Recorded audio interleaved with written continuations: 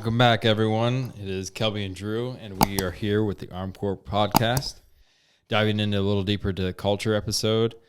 And I think we're going to keep that rolling for a little bit until Tim gets back from his 15th vacation of the year. Yeah.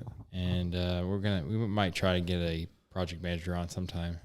Hopefully. Yeah, we need to get some more content. That's why we asked for you listeners to be more engaged and ask more questions, because we can't always think of content or questions to answer. We need your guys' engagement. Yeah. But for today, we're going to talk about the core values again and what happens and what kind of results you get when you adopt these core values in your life, every aspect, work, home, whatever. It doesn't necessarily have to be our core values at ArmCorps, but if you just have core values, period, in your life, what happens when you do that? And overall, to me, just to sum it up in a nutshell, it's you add value. You add value not only to your life, but everyone else around you. If you are having good communication, having positive energy, bringing integrity, having accountability, and just being overall excellent, you're bringing value to the company, to the organization you work for. You're bringing value to your family. I mean, who wants to be around, we've talked about this before, a low energy, negative person that just doesn't give a crap about their job. They're just showing up, basically, just doing maybe the bare minimum. I mean, that's not adding value. I just heard it the other day, is like people want raises and all this nowadays just for showing up, doing what's expected. Like, you were hired for that job to do that job. Are you going above and beyond? Living out these core values and all this extra stuff is going above and beyond, and that's adding more value to the company. So that's kind of what we're going to talk on today. I don't know if you want to add anything to that right now. You can add this value to your life as well, with your kids and your spouse. It just doesn't go, all 100% to work. I mean, you gotta wake up in the morning, be 100%, be 100% at work, and be 100% when you get back. There's no off time to relax and not be yourself, because that's when you start slacking, and that's when you lose everything. And people watch that. I mean, with kids, I have my own kids. They watch you. They listen to you. They see what you do. They hear what you say. So lead by example. You hear that all the time, leading by example, especially as men and fathers. It's just what it is. I mean, you hear this toxic masculinity stuff, but it is what it is. We are here to protect, provide, preside, and everything. And when you're leading by example, by strong core values and consistency in them and having integrity, your kids are watching, your coworkers are watching, your spouse is watching. And when they start seeing your results, that value that you start bringing to the table, or at work, the value you're bringing, and they see you start getting rewarded for that by raises, promotions, all this stuff, they're going to be like, oh, crap. They have two reactions to it. They're either going to talk crap about you and say, well, it goes with like rich people. Oh, they get to just sit there and what a life they have. They bust their butt to get there. So if you're at just a regular, ordinary job and you see someone moving up the ranks, they're busting their butt to get there. And so you have two reactions. You either like, okay, I'm going to pick that person's brain and start doing and mimicking what they're doing, or I can sit here and just stay in a hole and complain and get worse and worse every day. So that's the biggest thing, is that's how you're adding value to everybody else around you. I don't know if that sounds... couldn't have said it better. I mean, there's really not much to say on this. It's just once you live a set of core values in your life and stay consistent to them, you're adding value, period. I mean, you can either sit there and complain all day at your job, and you might be doing good work, but imagine if you weren't complaining. Imagine if you were having a positive attitude on top of doing good work. One, your work's going to probably be even better because you're not focused on everything else. So you're more consistent in your work, and you're not sitting here, you're not distracted by all this other crap that you're focusing on. So it really comes down to you. Everything is your choice. We've talked about this before. It comes down to you and what you choose in your life, to how to be, what to do, and everything.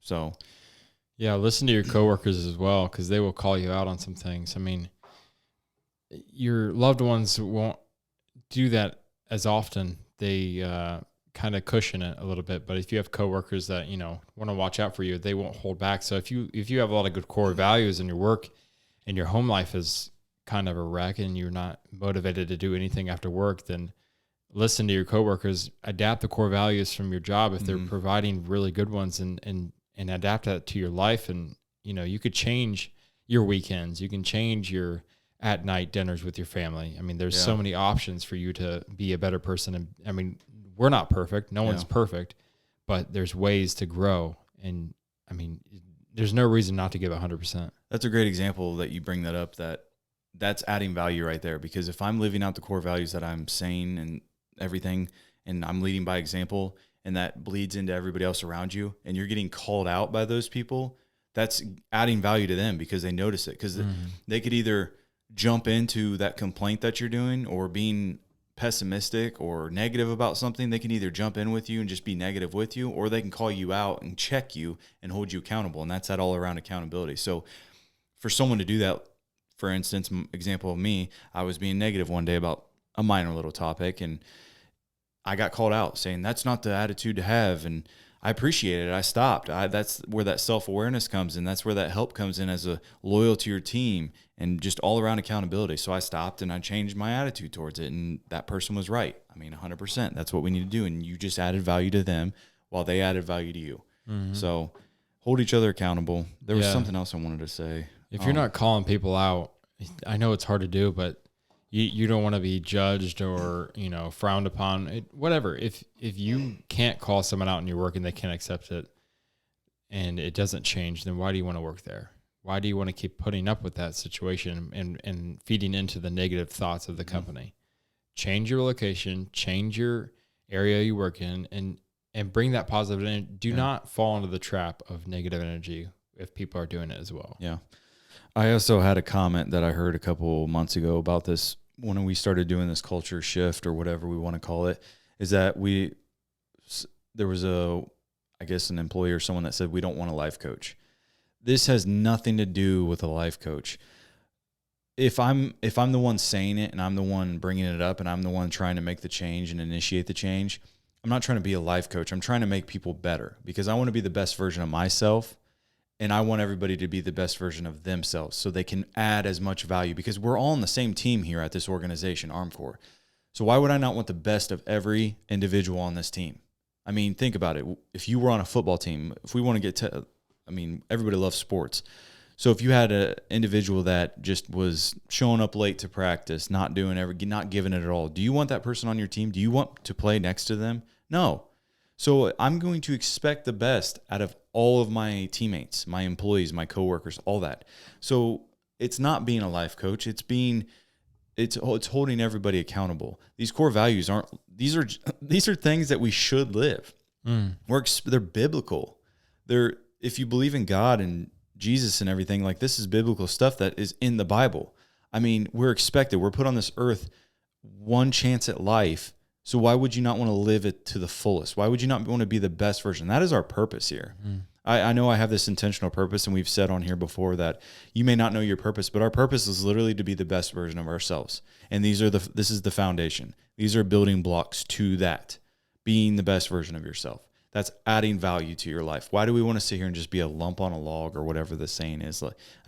There's nothing to that. Why would you want to waste this one golden opportunity in life just sitting there?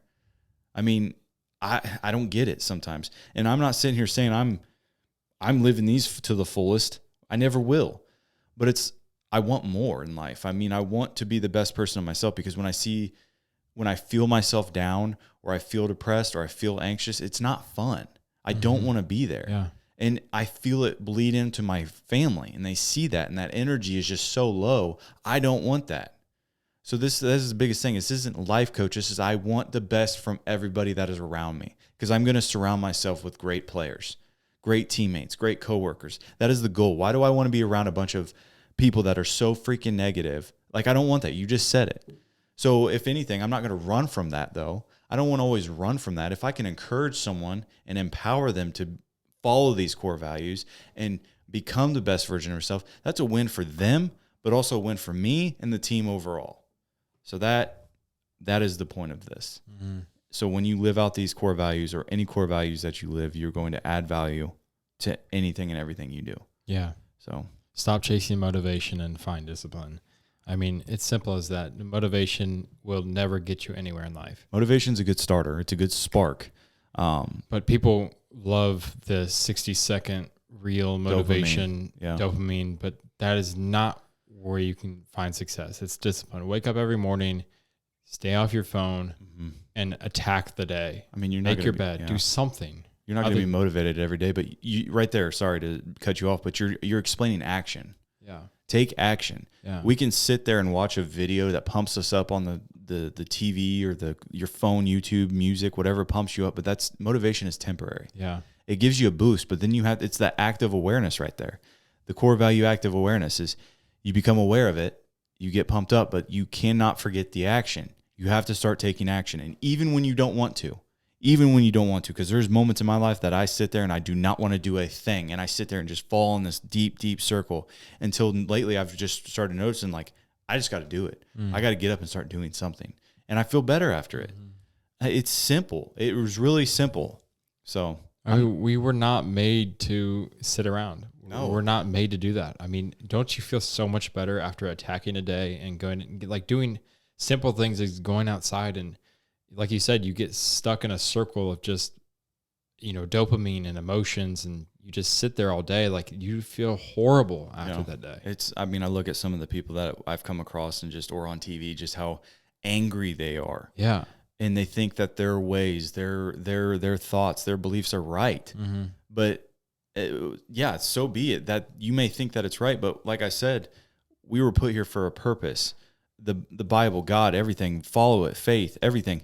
We were put here for a purpose, and it's to be happy. It's to be successful. Why in the world do we need to sit here and be angry and depressed and stressed? That's not our purpose at all.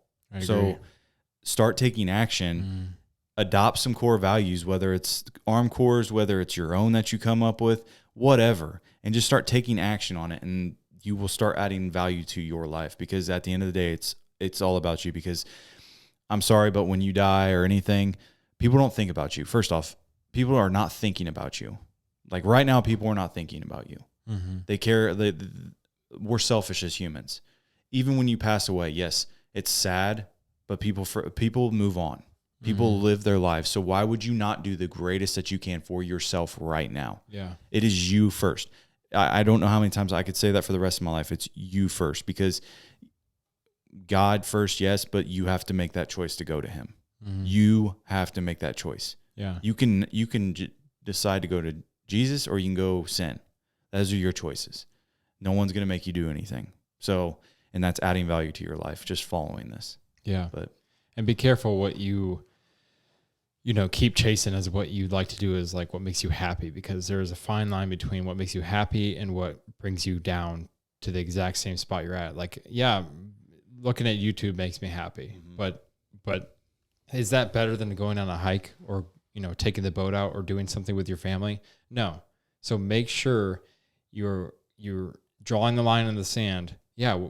Some things may make you happy, but those happy things will keep you stuck in life. That's your comfort zone. Yeah.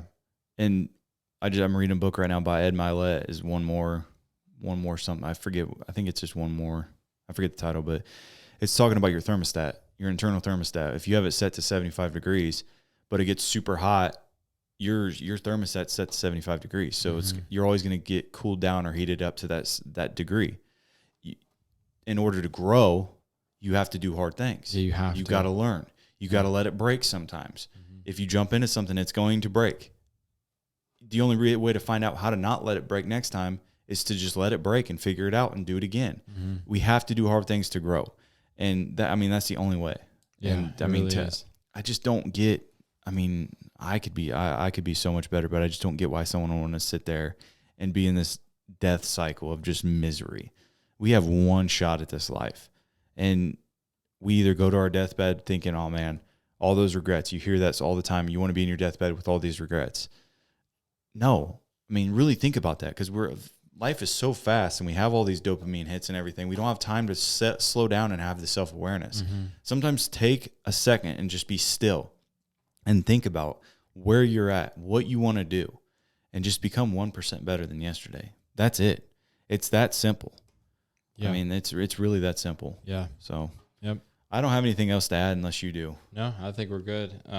everyone, please comment in the YouTube comments or any social media that we have.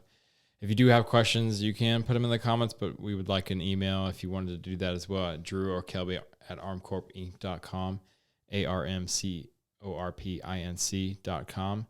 And with that being said, share the show so we can all grow. Have a good one. See ya.